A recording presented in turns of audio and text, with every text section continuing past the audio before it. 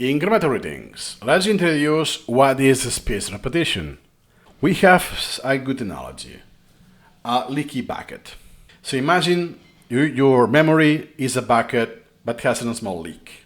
So imagine that your memory is like a bucket, like in the image, is completely full but has a leak. And this very small leak starts leaking immediately.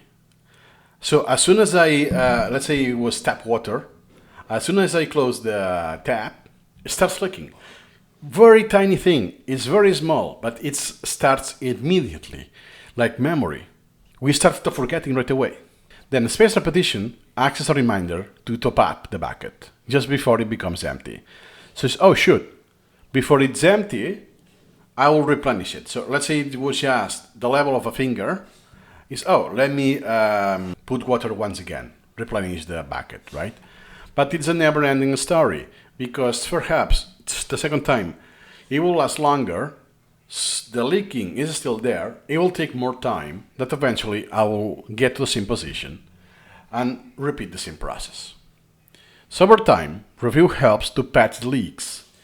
So you need to top up the bucket less and less frequently.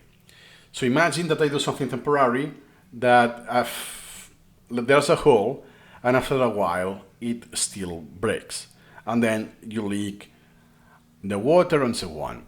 So this leaking is every time tinier. The leaking is always there, to the point that it's not like those caves, the stalactites, I don't know how they are called, that they need years and years of drops, pump, but after years this creates a mountain, right, of salt.